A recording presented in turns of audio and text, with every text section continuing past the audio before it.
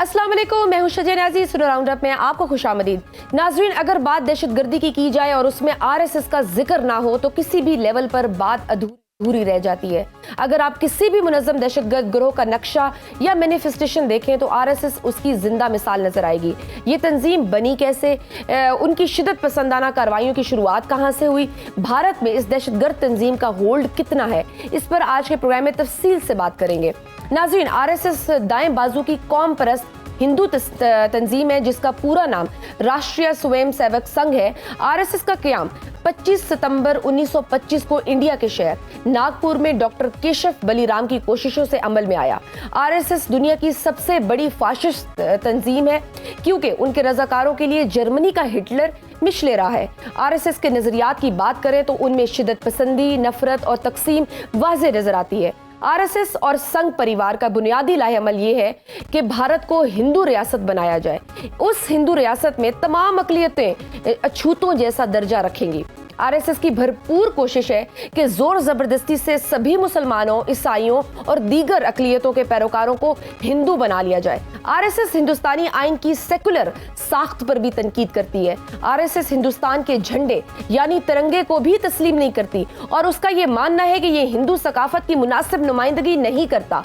RSS ने 5 दिहाइयों तक अपने हेडक्वार्टर नागपुर में इंडिया का झंडा नहीं लहराया क्योंकि आरएसएस का ख्वाब एक ऐसा अखंड भारत है जिसमें पाकिस्तान, बांग्लादेश, नेपाल और श्रीलंका शामिल हो। महात्मा गांधी आरएसएस के नजरिए के सामने सबसे बड़ी रुकावट थे।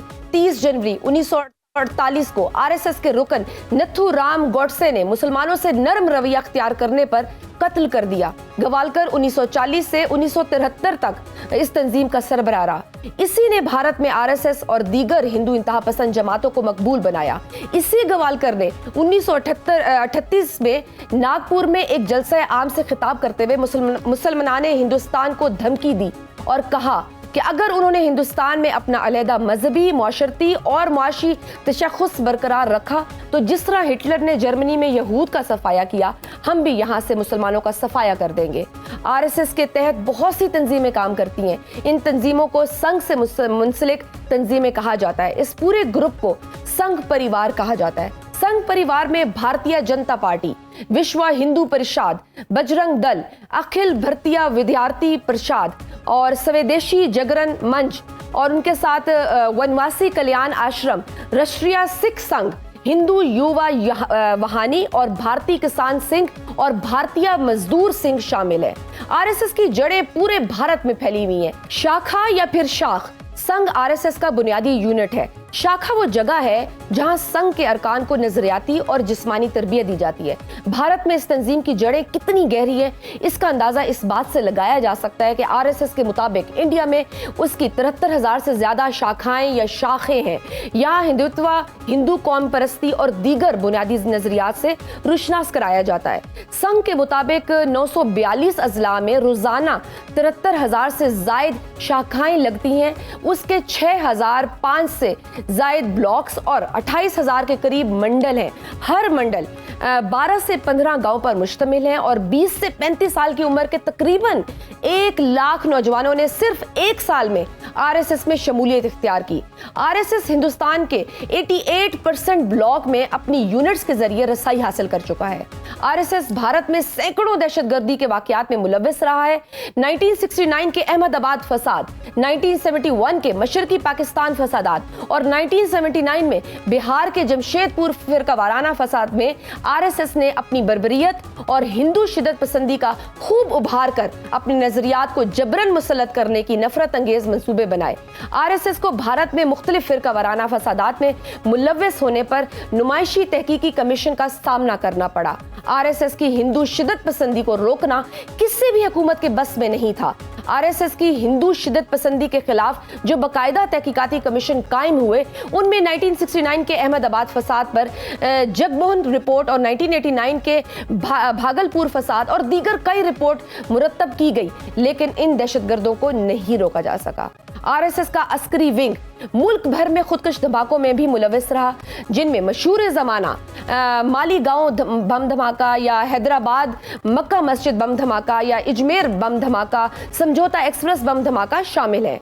भारत के मौजूदा वजीर आजम नरेंद्र मोदी 8 साल की उम्र से आरएसएस के रुकन हैं और उनके फैसलों में आरएसएस के नजरिए की वाज़ेह झलक नजर आती है, क्योंकि बीजेपी की सारी डोरें आरएसएस हिलाती है। भारत के वजीर दाखिला अमित शाह भी आरएसएस के ही रुकन हैं और बीजेपी आरएसएस के हाथों यरगमाल बनी हुई है। मकबूजा कश्मीर में मोदी सरकार ने हिंदू शिद्दत पसंद तंजीम के एजेंडे के मुताबिक मुस्लिम अक्सरियती इलाकों को अकलियत में बदलने के लिए आईनी हैसियत को खत्म किया। मकबूजा कश्मीर में अजाफी फौजी छत्तों की आड़ में आरएसएस के तरबियत याफ्ता दहशतगर्दों को वादी में भेजा गया है, जो उससे कबल भी कश्मीरियों और मुसलमानों के कत्ल, खवातीन की असमतों के लिए लुटने जैसे कई वाकयात में मुलविस रहे हैं। नरेंद्र मोदी की सोच पर किस हद तक आरएसएस की दहशतगर्दाना और नफरत अंगेज नजरियात गालिब है? नाजरीन, हिटलर की जमात और आरएसएस दोनों तहरीकें फाशिस्ट ज़हनियत रखती हैं। उनके नजदीक इख्तलाफ राय की कोई गुंजाइश नहीं है और इसी वजह से आरएसएस पर माजी में मुतअद्दिद बार पाबंदियां लग चुकी हैं। ये वही आरएसएस है जिसने गांधी के कत्ल के बाद पूरे हिंदुस्तान में मिठाई बांटी और उसी वजह से इंडिया के साबिक वजीर आजम पंडित जवाहरलाल नेहरू ने इन पर पाबंदी लगा दी।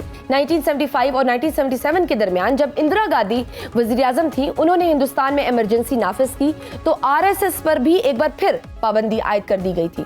इन सारे हकाइक के बावजूद हिंदुस्तान की सिविल सोसाइटी, ब्यूरोक्रेसी, मुसल्लह फौज, खुसूसन भारत की सिक्योरिटी एजेंसियों में आरएसएस के लिए खामोश हमायत पाई जाती है। हिंदुस्तान के पहले आर्मी चीफ ने तंजीम से खिताब में इस बात की निशानदेही की थी कि आरएसएस उनके दिल के कितने करीब है, आरएसएस का वजूद खित्ते के लिए कितना खतरनाक है, आरएसएस का हिंदुत्व एजेंडा कैसे भारत में अकलियतों के खिलाफ नफरत फैला रहा है। इस सारी सूरत हाल पर बात करने के लिए हमारे साथ मौजूद है सीनियर तज्ज़ियाकार हामिद मीर साहब। सर, आपके वक्त का बहुत शुक्रिया।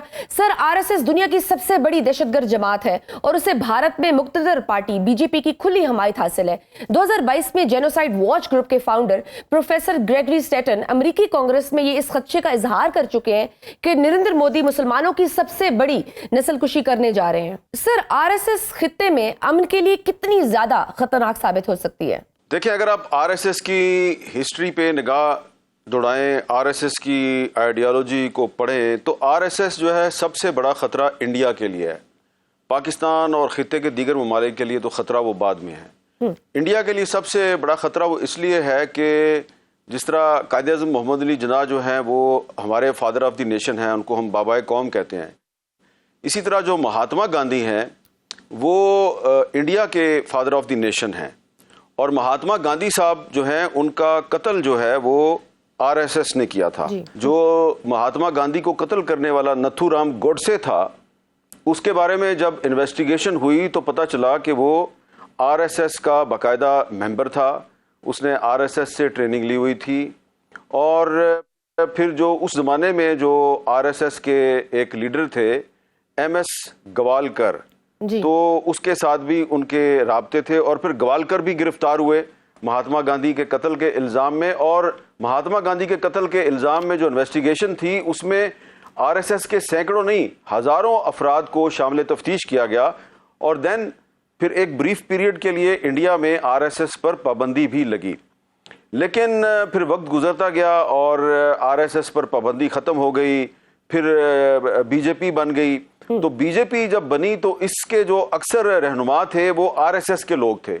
और आप ये देखें कि आप पिछले 25-30 साल की जो बीजेपी की लीडरशिप है उसके माजी के कनेक्शंस देखें तो बीजेपी के कई प्रेसिडेंट और बीजेपी के कई जनरल सेक्रेटरी, बीजेपी की एग्जीक्यूटिव कमेटी के कई मेंबरान जो हैं वो बैक वक्त उनका ताल्लुक बीजेपी से भी रहा है और उनका ताल्लुक आरएसएस से भी रहा है। मिसाल के तौर पे कुछ साल पहले बीजेपी के जनरल सेक्रेटरी थे राम माधव, तो राम माधव बीजेपी के भी जनरल सेक्रेटरी थे और आरएसएस के भी ऑफिस बेरर थे।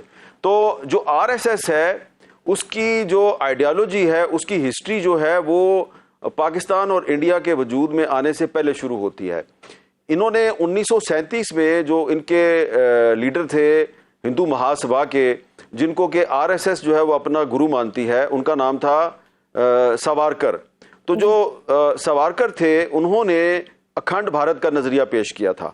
अखंड भारत का नजरिया क्या है? अखंड भारत का नजरिया ये है कि ये जो आज हिंदुस्तान और पाकिस्तान और बांग्लादेश हैं, वो ये कहते हैं जी कि ये दरअसल एक मुल्क है और अफगानिस्तान को, श्रीलंका को, नेपाल को, बर्मा को, मालदीव को, भूटान को, तिब्बत को और थाईलैंड को भी इस अखंड भारत में शामिल करना जरूरी है। ये उनकी आइडियोलॉजी है जी। और फिर 3 साल पहले जो अखंड भारत का जो नक्शा है, मैप है, जो चंद्रगुप्त मौर्य के ज़माने में जो एक अखंड भारत था, तो उसका जो मैप है वो उन्होंने अपनी पार्लियामेंट की नई बिल्डिंग में भी आवेजा कर दिया है जी। तो ये जो नक्शा आवेजा किया है, जो कि सावरकर ने 1937 में ये नक्शा अप्रूव किया था और इनिशियली महात्मा गांधी भी इससे इत्तेफाक करते थे। बाद में जब उन्होंने कुछ आरएसएस के नज़रियात से इख्तलाफ किया तो फिर उनके और आरएसएस के इख्तलाफात पैदा हो गए। लेकिन अब जबकि ये नक्शा जो है, जो कि आरएसएस की आइडियोलॉजी को रिप्रेजेंट करता है, अखंड भारत का नजरा का जो नक्शा है, ये भारत की पार्लियामेंट में इसको आवेजा किया गया, तो इसका मतलब ये है कि बीजेपी और आरएसएस एक हैं। लिहाजा हम ये कहते रहे भले कि आरएसएस जो है वो इस खिते की सबसे बड़ी दहशतगर्द तंजीम है, लेकिन इस दहशतगर्द तंजीम को जो प्रोटेक्शन दे रही है वो बीजेपी दे रही है। तो अगर आरएसएस जो है उसने इंडिया के फादर ऑफ द नेशन को कत्ल किया है और अब बीजेपी की जो लीडरशिप है वो महात्मा गांधी के कातिल नथुराम गोडसे के मुजस्मे बनाकर और उस मुजस्मे के गले में हार डालती है, जगह जगह पर उसका दिन मनाया जाता है। तो इसका मतलब ये है कि जो आरएसएस है वो अगर हिंदुस्तान के फादर ऑफ द नेशन को कत्ल कर सकती है तो एक दिन वो इस हिंदुस्तान को भी कत्ल कर देगी। उसकी वजह यह है कि आरएसएस सिर्फ मुसलमानों के खिलाफ नहीं है। जो आरएसएस की आइडियोलॉजी है, जो सावरकर की आइडियोलॉजी है, सावरकर और गोवालकर, ये दोनों कहते हैं कि इस्लाम और क्रिश्चियनिटी ये गैर हिंदुस्तानी मज़ाहिब हैं, मुसलमान और क्रिश्चियंस आउटसाइडर हैं और इसलिए इनको इस खित्ते से निकाल देना चाहिए। और सबसे अहम बात यह है कि ये जिस अखंड भारत की आइडियोलॉजी को प्रमोट करते हैं, उस अखंड भारत में मुसलमान और क्रिश्चियंस की कोई गुंजाइश नहीं है। ये कहते हैं दरअसल ये हिंदू राष्ट्र होगा और हिंदू राष्ट्र का मतलब ये है कि मुसलमान और क्रिश्चियंस ये जब तक अपना मजहब तब्दील करके हिंदू नहीं बनते, इनको यहां पर अखंड भारत में रहने की इजाजत नहीं है। तो इससे बड़ी दहशतगर्दी की सोच और क्या होगी। बिल्कुल। और अगर हम कहें कि बीजेपी की हुकूमत आरएसएस के हाथों यरगमाल है तो वो गलत नहीं होगा। नहीं, यरगमाल नहीं है। बीजेपी की हुकूमत दरअसल आरएसएस की हुकूमत है, यरगमाल नहीं है। अच्छा। क्योंकि देखें जो बीजेपी के सबसे मॉडरेट लीडर समझे जाते थे वाजपेयी साहब, तो मुझे अच्छी तरह याद है कि वाजपेयी साहब जो हैं उन्होंने एक दफा ये बयान दिया था कि वो गवालकर के नजरिए से बड़े मुतासर हैं। तो गवालकर जो हैं, जब सावरकर की मौत हो गई थी तो उसके बाद फिर गवालकर आए थे जी। तो दोनों जो हैं वो एक ही थे और दोनों जो हैं वो जो हिटलर था उससे बड़े मुतासर थे। वो ये समझते थे कि हिटलर ने जर्मनी में यहूदियों का कत्लेआम किया, तो इसी तरीके से बरसगीर पाक व हिंद में मुसलमानों का और क्रिश्चियंस का कत्लेआम करके तो यहाँ की जो धरती है उसको हम पाक कर सकते हैं। उनके ख्याल में पाक करने का मतलब यह है कि मुसलमान और जो क्रिश्चियंस हैं वो नापाक हैं। तो ये उनका नजरिया है। बहरहाल हम तो ना हिंदुओं को नापाक समझते हैं और ना ही हम किसी और मजहब के मानने वालों को नापाक समझते हैं। हम तो पीसफुल कोएग्जिस्टेंस पे यकीन रखते हैं और जो आरएसएस और बीजेपी की आइडियोलॉजी है उसमें सिर्फ पाकिस्तान और बांग्लादेश और अफगानिस्तान को खत्म करना शामिल नहीं है। वो कहते हैं इस खित्ते में इस्लाम को खत्म कर दो, क्रिश्चियनिटी को खत्म कर दो। नाजरीन, वक्त छोटी सी ब्रेक का, देखते रहिए Suno round up. Welcome back to Suno round up. तो सर, जिस तरह से आप कह रहे हैं कि अखंड भारत के नजरिए पे ये यकीन रखती है, तो क्या इसी वजह से भारत के तमाम हमसाया ममालिक के साथ ताल्लुकात अच्छे नहीं है? आप इस अप्रोच को कैसे देखते हैं? देखें, जब 2023 में अखंड भारत का जो नक्शा है ये इंडियन पार्लियामेंट में इसको आवेजा किया गया, तो सिर्फ पाकिस्तान ने नहीं, बांग्लादेश ने भी इस पे एहतजाज किया, इस पे श्रीलंका ने भी एहतजाज किया, नेपाल ने भी इस पे एहतजाज किया। अब मैं आपको एक और चीज बताता हूँ जी। ये आजकल नरेंद्र मोदी साहब कहते हैं ना कि हम जो है वो दहशतगर्दी के खिलाफ लड़ाई कर रहे हैं।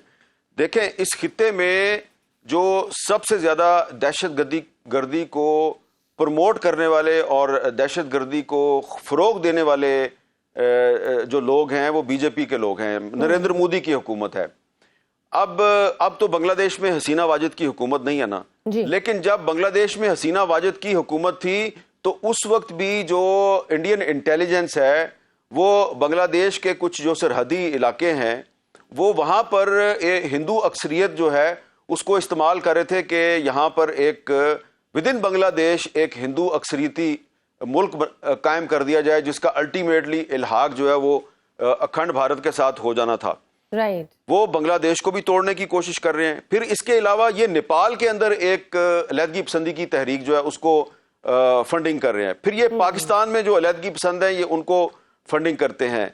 तो ये इस खिते में ये बहुत से ममालिक हैं जहां पर ये अलहदगी पसंदों को फंडिंग करते हैं। ये बर्मा में यानी कि म्यांमार में भी वहां पे भी अलहदगी पसंदों को फंड करते हैं। ये श्रीलंका में भी जो है नफरत के बीज बोते हैं।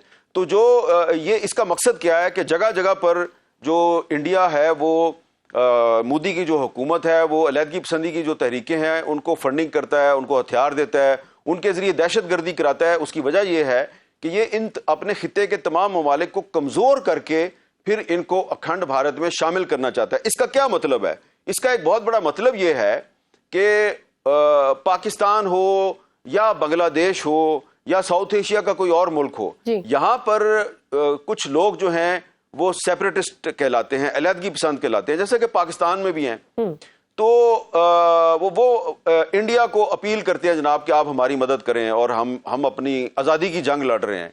उनको चाहिए कि वो सावरकर और ग्वालकर की जो किताबें हैं पढ़ लें। वो अंग्रेजी में उनकी किताबें अवेलेबल हैं, वो उनकी किताबें पढ़ें, अखंड भारत के नजरिए को पढ़ें, तो उनको पता चलेगा कि भाई आज आप अगर हिंदुस्तान की मदद से अपनी आज़ादी की जंग लड़ रहे हैं तो फर्ज करें कि आप पाकिस्तान से या बांग्लादेश से या नेपाल से या श्रीलंका से आप आज़ादी हासिल कर लेते हैं, तो कल को जो अखंड भारत का नजरिया है उसके तहत ये तमाम ममालिक जो हैं इनको खुदा ना ख्वास्ता अखंड भारत में शामिल करके आप सबको गुलाम बना दिया जाएगा और जबरदस्ती आपका मजहब भी चेंज किया जाएगा।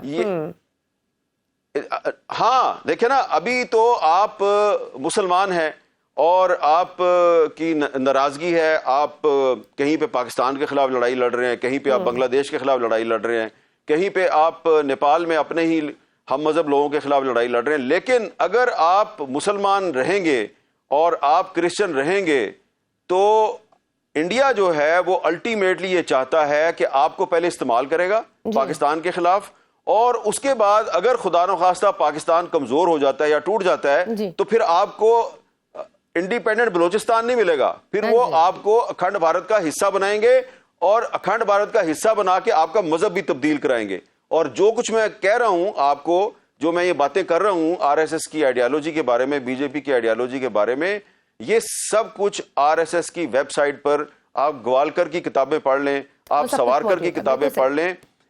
वो कहते हैं कि Muslims and Christians are blood suckers, ये खून पीने वाले लोग हैं, इनको खत्म कर दो। बिल्कुल सही सर। 1984 में भी तो इंडिया में सिख जेनोसाइड में भी आरएसएस का किरदार रहा। कनाडा में हरदीप सिंह के कत्ल के बाद सिख रहनुमाओं ने भी कैनेडियन हुकूमत से ये दरख्वास्त की, चूंकि आरएसएस एक मिलिटेंट ग्रुप है इसलिए इस पर पाबंदी लगाई जाए। तो ग्लोबली आरएसएस का कितना इम्पैक्ट है और कैसे भारतीय हुकूमत इसे अपने मजमूम मकासद के लिए इसे इस्तेमाल करती है? देखिए, जो आरएसएस की जो आइडियोलॉजी है, मैं बार बार एक चीज रिपीट कर रहा हूं कि आरएसएस को आप आइसोलेशन में मत देखें। आरएसएस और बीजेपी एक हैं। आरएसएस की जो दहशतगर्दी की जो आइडियोलॉजी है, आरएसएस का जो नजरिया है, it is based on genocide and terrorism. इसकी जो सबसे बड़ी प्रोटेक्शन है वो बीजेपी है। तो आप ये समझ लें कि आरएसएस एक मिलिटेंट ऑर्गेनाइजेशन है और बीजेपी इसका पॉलिटिकल विंग है। तो इसलिए जब हम आरएसएस पे तनकीद करते हैं तो हमें आरएसएस और बीजेपी को अलग-अलग नहीं देखना चाहिए। देखें, जो नरेंद्र मोदी हैं कहाँ से आए हैं? आरएसएस से आए ना। उनकी सारी ट्रेनिंग आरएसएस से हुई है और आरएसएस ही से फिर वो बीजेपी में आए जी। और फिर जब वो गुजरात के चीफ मिनिस्टर थे, तो उन्होंने आगे बढ़ने के लिए क्या किया? उन्होंने आगे बढ़ने के लिए गुजरात में मुसलमानों का कत्लेआम किया जी। और उस कत्लेआम में जो गुजरात की पुलिस है और गुजरात की ब्यूरोक्रेसी है वो सारी ऑन बोर्ड थी। तो उसमें सिर्फ आरएसएस शामिल नहीं थी, Gujarat as a state involve, इसलिए तो शायद बुचर ऑफ उससे गुजरात पूरे कहा इंडिया जाता है। में तो उससे पूरे इंडिया में जो आरएसएस और बीजेपी है उसको मोटिवेशन मिली कि यार ये जबरदस्त आदमी है मोदी, इसने तो सावरकर और गवालकर के नजरियात के ऐन मुताबिक जो है ना मुसलमानों का कत्लेआम कर दिया है। फिर गुजरात में सिर्फ मुसलमान नहीं बल्कि क्रिश्चियंस पर भी अटैक हुए, मुसलमानों की मस्जिदों पर हमले हुए, क्रिश्चियंस के टेंपल्स पे, उनके गिरजाघरों पर हमले हुए। और फिर मोदी साहब को आरएसएस ने प्रमोट किया और वो बीजेपी में ऊपर आते गए और फिर वो एक दिन प्राइम मिनिस्टर बन गए। और अब जब से वो प्राइम मिनिस्टर बने हैं तो उनकी क्या आइडियोलॉजी है कि वो किसी ना किसी तरीके से वो कहते हैं जनाब के हमने जो हिंदुस्तान है इसका वजूद खत्म करना है। अभी जब पिछले दिनों पाकिस्तान और हिंदुस्तान की टेंशन चल रही थी तो बीजेपी के लीडर जो हैं वो खुल्लम खुल्ला कह रहे थे कि भाई हमने अब अखंड भारत बनाना है। मुझे याद है कि 9 और 10 मई की रात को जो मुख्तलिफ इंडियन चैनल्स थे वो खुल्लम खुल्ला कह रहे थे कि ये आज की रात पाकिस्तान की आखिरी रात है, कल पाकिस्तान अखंड भारत का हिस्सा बन जाएगा। तो सर ये फॉल्स फ्लैग ऑपरेशन भी फिर ये हम कह दें कि ये फिर आरएसएस ही इन्वॉल्व थी फिर इसमें भी, जो पहलगाम का वाकया हुआ? फॉल्स फ्लैग ऑपरेशन जो है इसमें मेरे पास कोई इस चीज की एविडेंस नहीं है कि ये इसमें आरएसएस होगी, क्योंकि मैं एविडेंस के बगैर बात नहीं कर सकता। मेरे पास जो एविडेंस अवेलेबल है उसके मुताबिक जो पहलगाम का जो अटैक है इसमें बराह रास्त इंडिया की इंटेलिजेंस एजेंसीज और वहाँ की मुकामी पुलिस और वहाँ की फौज इन्वॉल्व है। उसकी वजह यह है कि ये जिस जगह पर ये कत्लेआम हुआ जहाँ पर के कुछ मिलिटेंट्स ने आके और बेगुनाह और नहते टूरिस्ट जो हैं उन पर हमला किया, उस जगह से जो करीब तरीन पुलिस स्टेशन है उसका फासला 30 मिनट बनता है और यहाँ पर कोई पक्की रोड भी नहीं जाती जिस जगह पे कत्लेआम हुआ। अब जब जाहिर बात है जो एफआईआर दर्ज होती है वो एफआईआर दर्ज होती है जब पुलिस मौके पे पहुंचती है, तो जो पुलिस का वहां पे रीचिंग टाइम है वो वहां पे पहुंचने के लिए पुलिस को कम से कम 30 मिनट चाहिए थे, लेकिन उस थाने में पुलिस जो है उसने विद इन 15-20 मिनट्स एक एफआईआर दर्ज की और एफआईआर में उन्होंने पाकिस्तान पे इल्जाम लगा दिया।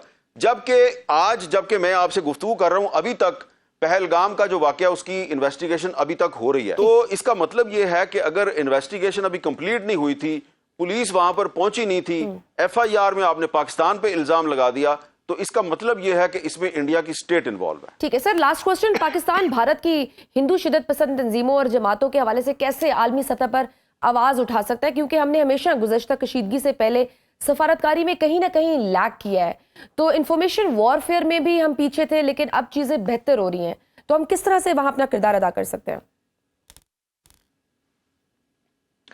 देखिए, मैं इंफॉर्मेशन वॉरफेयर का तो एक्सपर्ट नहीं हूं, मैं तो एक हिस्ट्री का स्टूडेंट हूं और जो हिस्ट्री है वो ये बताती है कि पाकिस्तान की जो मुख्तलिफ हुकूमतें हैं, ख्वाह वो फौजी हुकूमतें थीं या सियासी हुकूमतें हैं, इवन मौजूदा हुकूमत है, आप देख लें कि कभी किसी पाकिस्तान के लीडर ने या वज़ीर ख़ारजा ने कभी भी ये नहीं कहा कि जो अखंड भारत का नज़रिया है ये सिर्फ पाकिस्तान नहीं बल्कि पूरे साउथ एशिया की सलामती के लिए ख़तरा है।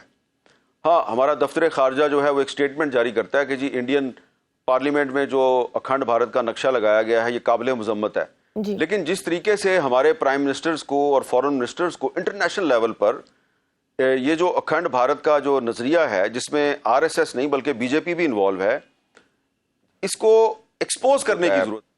इसमें तो आपके पास नेचुरल एलाइज मौजूद हैं। अखंड भारत का मतलब है कि बांग्लादेश का खात्मा, हमें चाहिए बांग्लादेश के साथ इत्तेहाद बनाएं।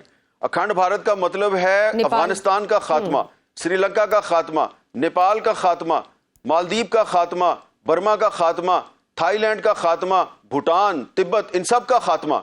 तो हमें चाहिए कि हम यूनाइटेड नेशंस में जाएं, वहां पे रेजोल्यूशन मूव करने की कोशिश करें कि ये इंडियन पार्लियामेंट में एक नक्शा लगाया हुआ है इन्होंने और इस नक्शे के मुताबिक ये साउथ एशिया के 7-8 ममालिक को ख़त्म करना चाहते हैं और ये हमारी सलामती के लिए ख़तरा है। तो अब तो सिचुएशन जो है और भी जो है वो आपके लिए फेवरेबल है। आपके पास अब एविडेंस आ गई है कि इंडियन पार्लियामेंट में किस किस लीडर ने ये तकरीर की है, अमित शाह ने तकरीर की है बिल्कुल। अभी थोड़े दिन पहले कि अगर जंग जो है वो 3-4 दिन लेट हो जाती तो ये पाकिस्तान जो है ये अखंड भारत का हिस्सा बन जाता। आप सबूत पेश कर सकते हैं कि जनाब ये तो अखंड भारत का नजरिया इंटरनेशनल लॉ की वायलेशन है, तो इसके खिलाफ जो है वो भारत को रोका जाए, उसको कहा जाए कि अपनी पार्लियामेंट से ये नक्शा हटाओ क्योंकि ये नक्शा जो है ये इंटरनेशनल लॉ के खिलाफ है।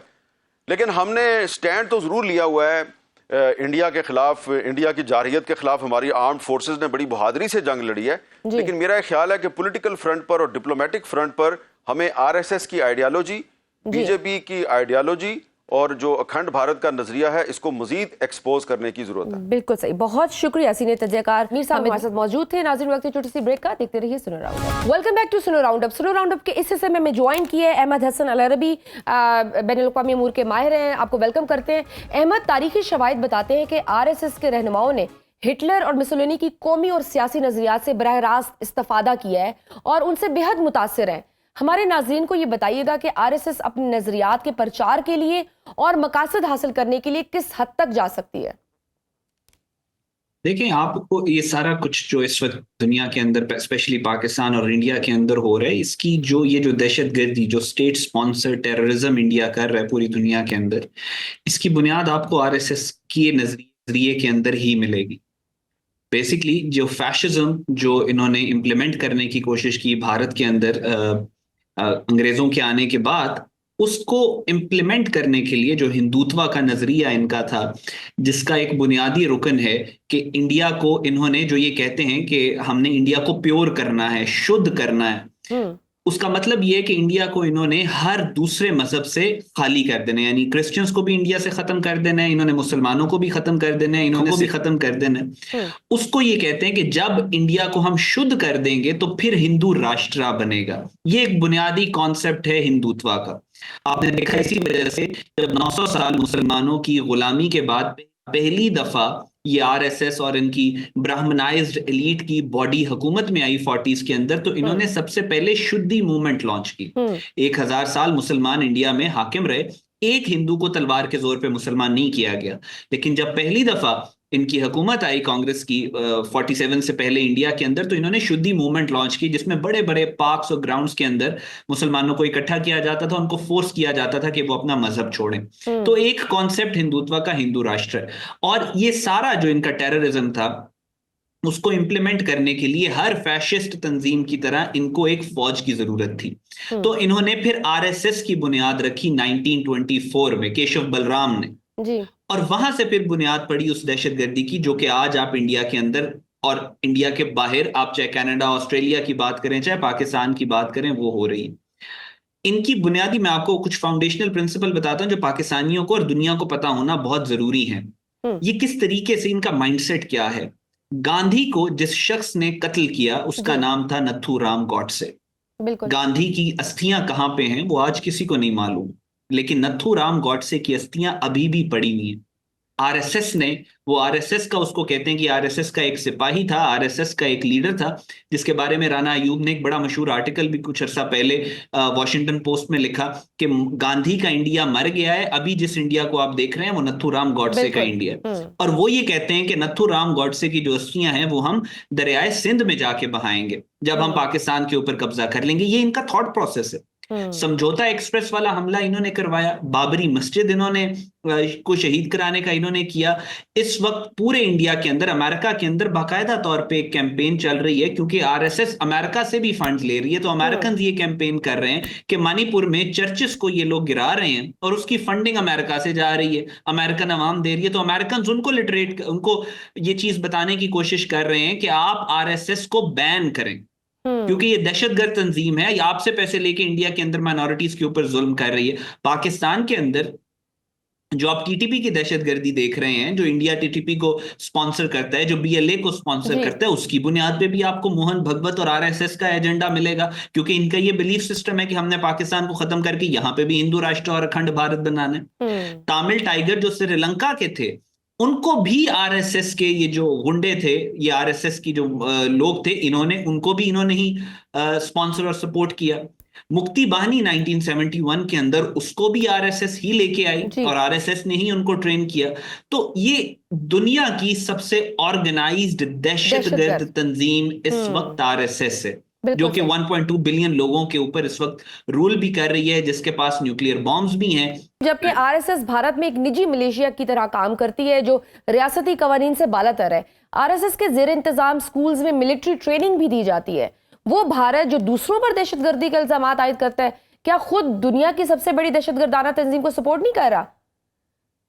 जी बिल्कुल, दुनिया की सबसे बड़ी दहशतगर्द तंजीम, ये सबसे ऑर्गेनाइज्ड टेररिस्ट आउटफिट है जी। इनके अपने स्कूल्स हैं, इनका अपना एक इंफ्रास्ट्रक्चर है, इनके अपने जो ये पैसे लेने का, इकट्ठे करने का इनका पूरा एक नेटवर्क है जो पूरी दुनिया में फैला हुआ है, जिसमें आप पिछले 2 साल से दुनिया के जो मुहज्जब ममालिक है वो आवाज उठाना शुरू हो चुके हैं। इनके अपने हॉस्पिटल्स हैं बाकायदा तौर पे, जो इनके जिस तरह से इनके जो लोग हैं उनको ट्रीट करते हैं, जो इन्होंने फ्रंट बनाया होता है किसी भी दहशतगर्द तंजीम का, आप देखते हैं कि वो एक सॉफ्ट इमेज भी अपना दुनिया के सामने रखते हैं। तो ये पूरा एक इंफ्रास्ट्रक्चर है, लेकिन इसके पीछे इनकी दहशतगर्दी है। इसके पीछे आपने कहा दुनिया की सबसे बड़ी दहशतगर्द तंजीम इंडिया में है, इसी वजह से दुनिया की सबसे पुरानी और सबसे बड़ी आजादी की तहरीक भी इंडिया में है, जिसको ये नागालैंड की आजादी की, नागास की तहरीक कहते हैं। सो जाहिर है ये सब कुछ आपको इंडिया के अंदर ही मिलता है, क्योंकि इतना जुल्म, जबर और जितना बेदर्दी के साथ इन्होंने कत्लेआम इंडिया के अंदर किया है। ग्रेगरी स्टेंटन है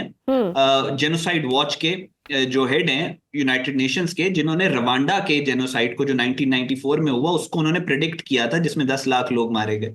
अब ग्रेगरी स्टेंटन पिछले काफी अरसे से बार बार ये अलार्म रेस कर रहा है कि इंडिया के अंदर एक बहुत बड़ा और ब्रूटल, दुनिया की तारीख का सबसे बड़ा कत्लेआम होने वाला है। उन्होंने यूएस कांग्रेस में भी यही बात की। बिल्कुल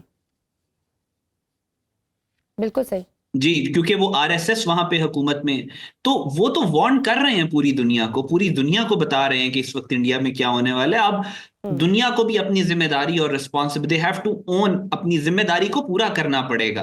अब ऐसे गुजारा नहीं होगा। अब पाकिस्तान अकेले की तो जिम्मेदारी नहीं है कि हम ये आरएसएस को और इंडिया को रोक के रखें।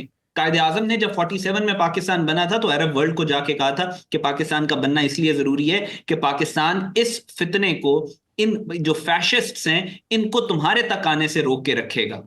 अब दुनिया की जिम्मेदारी है कि वो आरएसएस को बैन करें, आरएसएस को एक टेररिस्ट ऑर्गेनाइजेशन के तौर के ऊपर, प्रोस्क्राइब्ड ऑर्गेनाइजेशन, इनकी फंडिंग को बंद किया जाए। ये अमेरिका, इंग्लैंड के अंदर जो फंड रेज कर रहे हैं इसको खत्म किया जाए, और पाकिस्तान को पूरी दुनिया के सामने आरएसएस का मुकदमा, आरएसएस के खिलाफ मुकदमा रखने की जरूरत है, सफारती लेवल पर भी। अच्छा, लास्ट क्वेश्चन अहमद हसन, मोदी और आरएसएस का एक गठजोड़ है, लिहाजा मोदी की कुर्सी के लिए आरएसएस कितनी जरूरी है? और अगर इंडिया में रजीम चेंज होता है, जिस तरह से हम देख रहे हैं कि मोदी की पॉपुलैरिटी नीचे आ रही है, मोदी हुकूमत का खात्मा अगर होता है तो फिर आरएसएस का क्या मुस्तकबिल होगा?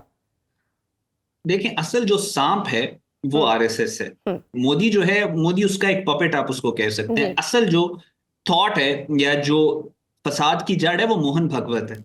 अगर वो मोदी को हटा देंगे तो मोदी को हटाने के बाद योगी आदित्यनाथ को ले आएंगे। अभी भी यही बातें चल रही हैं उनके पॉलिसी सर्कल्स में कि हमें मोदी को हटा के योगी को लेके आना है। फर्क नहीं पड़ता, बुचर ऑफ गुजरात को उठाएंगे तो बुचर ऑफ उत्तर प्रदेश को ले आएंगे। तो बात यह है कि सबसे जो असल में अगर कुछ दुनिया अमन के लिए, पीस के लिए, इस खित्ते के अंदर सुकून के लिए, अगर वाकई में जो इंटरनेशनल वर्ल्ड, जो पूरी दुनिया है वो ये चाहती है कि इस खित्ते में अमन रहे, तो उन्हें आरएसएस को बैन करना पड़ेगा, बंद करना पड़ेगा।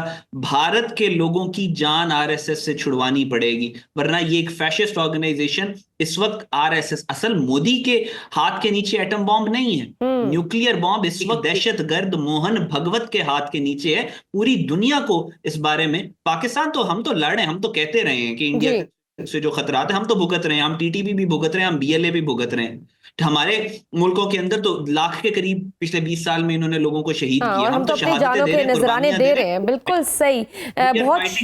लेकिन कनाडा, मैं बस कंप्लीट कर लूं, कनाडा में एक बंदा इन्होंने मारा था, हरदीप सिंह निज्जर, पूरा कनाडा हिल गया था। तो उन फैशिस्ट के पास इस वक्त एक फौज भी है और उनके पास न्यूक्लियर पावर भी है। पूरी दुनिया को इस थ्रेट को बहुत सीरियसली लेना चाहिए। ठीक, बहुत शुक्रिया। अहमद हसन अल अरबी हमारे साथ मौजूद थे, बैनुल-अक़वामी उमूर के माहिर हैं। नाज़रीन, इस प्रोग्राम के बाद आई होप कि हमारे व्यूअर्स को एटलीस्ट ये तो पता चल गया है कि दुनिया की सबसे बड़ी दहशतगर्द तंजीम वो आरएसएस है। आज के प्रोग्राम में बस इतना ही, मुझे दीजिए इजाजत, अल्लाह हाफिज।